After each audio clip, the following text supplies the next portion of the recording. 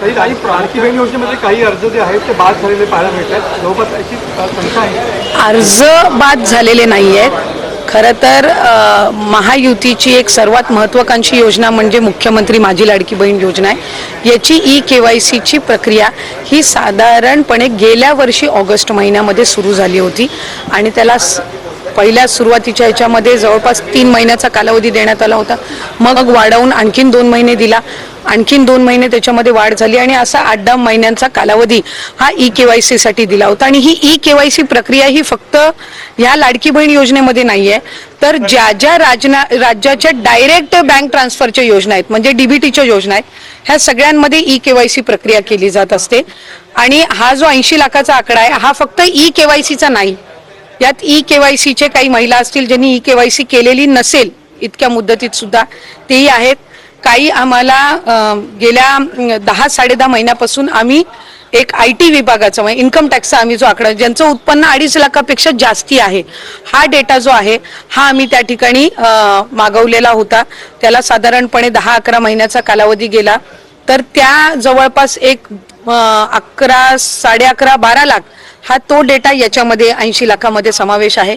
याच्यात 4.5 पावणे 5 लाख अशा महिला आहेत ज्या 65 वयोगटाच्या पुढे गेलेल्या आहेत, जे वयाचा निकष आहे तर त्यामध्ये असतील.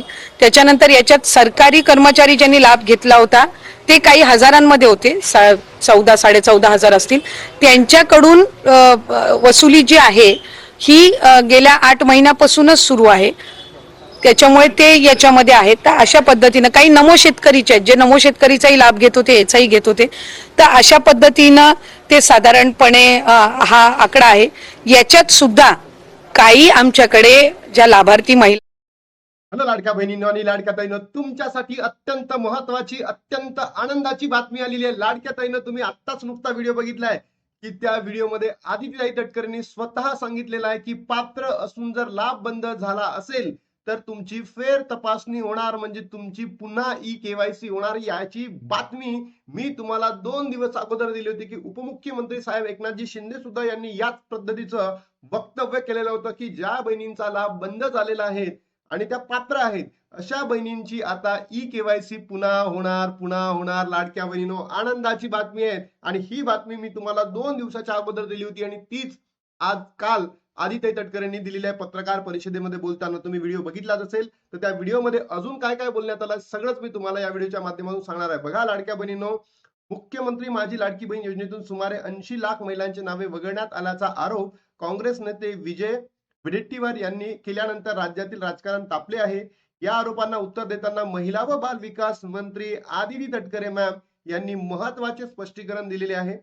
माध्यमांशी संवाद साधताना तटकरे म्हणाला की लाडकी बहीण योजनेतील अर्ज बाद करण्यात आलेले नाहीत. लाभार्थ्यांची पडताळणी आणि EKYC प्रक्रिया सुरू असल्याचे काही नोंदणीची तपासणी करण्यात येत आहे. मुख्यमंत्री माझी लाडकी बहीण योजना ही महायुती सरकारची महत्वाकांक्षी योजना असून EKYC प्रक्रिया मागील वर्षी ऑगस्ट महिन्यामध्ये सुरू झालेली होती. यासाठी लाभार्थ्यांना सुमारे 3 महिन्याचा कालावधी देण्यात आला होता. लाडक्या बहिणींनो, हा जर तुम्ही बघित असाल दरवर्षी जून महिन्यामध्ये सुरू होतो आणि मागच्या वर्षी ऑगस्ट महिन्यामध्ये सुरू झालेला होता. तर या वर्षी जूनच्या एंडिंगला किंवा जुलैच्या एंडिंगला सुरू होणार आहे आणि तेव्हा तुम्हाला काय करता येणार आहे, EKYC करता येणार आहे. हे तुम्हाला आता मी तुम्हाला सांगतोय लाडक्या बहिणींनो, होणार म्हणजे होणार. तटकरे यांनी स्पष्ट केले की EKYC प्रक्रिया केवळ लाडकी बहीण योजनेसाठी नसून राज्यातील विविध DBT डायरेक्ट बेनिफिट ट्रान्सफर योजनेमध्येही राबवली जाते. तसेच 80 लाखाचा आकडा केवळ EKYC न केलेल्या लाभार्थ्यांचा नसून मी तुम्हाला पहिलेपासूनच सांगत आहोत की ज्या बहिणींनी EKYC केलेली नाही त्यांचा आकडा आहे 30 ते 40 लाख, म्हणजे त्यांनी अजूनही EKYC केलेली नाहीये अशा बहिणी. इतर निकषांमध्ये अपात्र ठरणाऱ्या महिलांचा समावेश आहे. यामध्ये वार्षिक उत्पन्न 2.5 लाखापेक्षा जास्त आहे. लाभार्थ्यांची पडताळणी, वयोमर्यादेच्या निकषात न बसणाऱ्या महिला, सरकारी कर्मचारी यांचा देखील समावेश आहे. सरकारी कर्मचाऱ्यांकडून लाभाची रक्कम परत वसूल करण्याची प्रक्रिया गेल्या 8 महिन्यापासून सुरू असल्याचेही त्यांनी म्हटलेले आहे. म्हणजे ज्या बहिणी सरकारी खात्यामध्ये कार्यरत आहे त्यांच्याकडनं पैसे वसूल केले जाणार आहेत, पण बाकीच्या ज्या बहिणी आहेत त्यांच्याकडनं पैसे वसूल केले जाणार नाही आहेत. लाडकी बहीण योजनेतील लाभार्थ्यांबाबत सुरू असलेल्या राजकीय आरोप आणि प्रत्यारोपामुळे हा मुद्दा पुन्हा चर्चेचा विषय बनलेला आहे. तर लाडक्या बहिणीनं तुम्हाला आनंदाची बातमी भेटली का? त्या दिवशी सुद्धा मी तुम्हाला आनंदाची बातमी दिली होती. अनेक बहिणींनी प्रश्न विचारले होते, दादा खरंच होणार का? तर बघा, खरंच होणार आहे. नवीन प्रक्रिया सुरू होणार आहे. सोबतच लाडक्या बहिणींनो, तुमच्यासाठी मुख्यमंत्री साहेबांनी सुद्धा एक महत्वाची घोषणा केलेली आहे. मुख्यमंत्री साहेबांनी सुद्धा एक महत्वाचा आदेश दिलेला आहे. अपात्र महिलांवर घेतला मोठा निर्णय. ज्या बहिणींनी चुकीच्या पद्धतीने लाभ घेतलेला आहे, त्या बहिणींकडनं पैसे वसूल केले जाणार आहे का नाही का, याबद्दल मुख्यमंत्री देवेंद्र फडणवीसनी काल पत्रकार परिषदेमध्ये बोलताना सांगितलंय. चला बघूयात काय. मुख्यमंत्री माझी लाडकी बहीण योजना गेल्या काही दिवसांपासून राजकीय वातावरण चांगलंच तापलं आहे. योजनेतून तब्बल 80 लाख महिलांना वगळल्याचा दावा विरोधकांनी केल्यावर सरकारवर टीकेची जोड उठवली होती. सर्व वादावर आणि संभ्रमात आता राज्याचे मुख्यमंत्री फडणवीस यांनी अत्यंत महत्वाच्या घोषणा करताना भूमिका स्पष्ट केलेली आहे. बघा, अपात्र महिलांकडून कोणतीही वसुली केली जाणार नाही. ज्या अपात्र महिला ठरलेल्या आहेत त्यांच्याकडनं वसुली केली जाणार नाहीये. कशामुळे? आता ई-केवायसी केली, त्यांचं इन्कम जास्त आहे, त्या ITR त्यांनी भरत होत्या, किंवा दुसरं आपण म्हणू शकतो ज्यांच्याकडे 4 चाकी वाहन होतं, अशा बहिणींकडून वसुली केली जाणार नाही. आणि ज्या अपात्र ठरलेल्या होत्या ई-केवायसी न केल्यामुळे त्यांना ई-केवायसी पुन्हा संधी भेटणार आहे. लाडक्या बहिणींनो, लाडकी बहीण योजनेच्या छाननी प्रक्रियेदरम्यान 80 लाख अर्ज अपात्र ठरलेले आहेत. या महिलांना आधी मिळालेल्या हप्त्याची रक्कम सरकार परत वसूल करणार का, असा प्रश्न उपस्थित केला जात होता. यावर मुख्यमंत्र्यांनी मोठी दिलासादायक घोषणा केलेली आहे. पात्र नसलेल्या किंवा अपात्र ठरलेल्या कोणत्याही लाडक्या बहिणीकडून सरकार पैसे वसूल करणार नाहीत, असे मुख्यमंत्र्यांनी काय केले आहेत, स्पष्ट केलेले आहेत. त्यानंतर 14,000 पुरुषांवर गाजवणार वसुलीचा वगळा. म्हणजे आता तुम्ही बघा, जी योजना महिलांसाठी होती आणि त्या योजनेचा जो फायदा आहे पुरुष वर्ग जर घेत असेल, तर अशा पुरुषांवर सरकार म्हणत आहे की आम्ही काय करणार आहे, पैसे वसूल करणार आहे. सोबतच त्याच्यामध्ये सरकारी कर्मचारी महिला होत्या, कर्मचारी महिला यांच्याकडून सुद्धा सरकार पैसे वसूल करणार आहे. महिलांकडून वसुली केली जाणार असली तरी योजनेचा गैरफायदा घेणारा मात्र सरकार कठोर कारवाई करणार आहे. लाडकी बहिणीसाठी तब्बल 14,000 पुरुषांनी बनावट आणि किंवा चुकीच्या पद्धतीने अर्ज करून लाभ घेतल्याचे समोर आले आहे.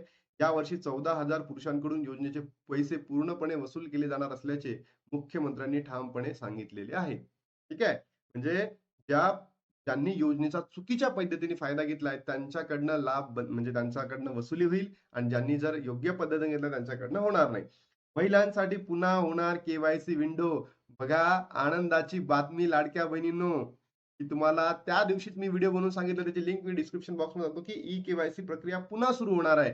ज्या महिलांचे अर्ज किरकोळ त्रुटींमुळे किंवा आवश्यक कागदपत्राअभावी अपात्र ठरले आहे त्यांना निराश होण्याची गरज नाही. आपल्याकडे योग्य कागदपत्र आहे असे ज्या महिलांना वाटतं त्यांसाठी सरकार भविष्यात पुन्हा एकदा केवायसी विंडो खुली करणार आहे. यामुळे त्रुटी सुधारून पात्र महिलांना पुन्हा योजनेचा लाभ भेटू शकतो. तुमच्यापैकी ज्याही बहिणी पात्र आहेत, सगळे डॉक्युमेंट्स आहेत, तुम्ही लवकरात लवकर ते डॉक्युमेंट जमा करून ठेवा. लाडक्या बहिणींनो, तुम्हाला पुढच्या महिन्यात किंवा जुलैच्या एंडिंग पर्यंत तुम्हाला ई-केवायसी प्रक्रिया पुन्हा सुरू होणार आहे, तेव्हा तुम्हाला चान्स भेटू शकतो. फक्त आता हे जेवढे महिने गेले तेवढे महिने जाऊ द्या, पण सगळे डॉक्युमेंट ठेवा. तर लाडक्या बहिणींनो, ही जी सरकारचा निर्णय आहे हा लवकरात लवकर सुरू व्हावा का? सोबतच ज्या बहिणी पात्र असून देखील अपात्र ठरलेल्या आहेत त्यांना सरकारने लवकरात लवकर पैसे पाठवा का? तुमचे मत काय, नक्की कमेंट बॉक्स मध्ये सांगा. आणि लाडक्या बहिणींनो, आता जो आपला मे महिन्याचा हप्ता आहे आणि जून झाला, आजची 2 तारीख आहे, तर कधीपर्यंत भेटणार? तर बघा, 8, 9, 10 मध्ये GR येईल, 11, 12, 13 मध्ये आपल्याला पैसे वितरण होईल. तर तुमची प्रतिक्रिया काय, नक्की सांगा. सोबतच तुम्हाला 21वा आणि 22वा हप्ता भेटला का, नक्की कमेंट बॉक्स मध्ये आपले उत्तर देण्यासाठी थांबू नका. नक्की नक्की नक्की काहीतरी तुम्ही कमेंट करा, जेणेकरून आपल्याला माहिती पडतील की सरकारचा आदेश पुढे काय येणार आहे, सरकार तुमचं मत काय, सगळं माहिती पडतील. आता इथे थांबतो आणि भेटतो तुम्हाला नवीन व्हिडिओमध्ये. तोपर्यंत जय हिंद, जय महाराष्ट्र, जय श्री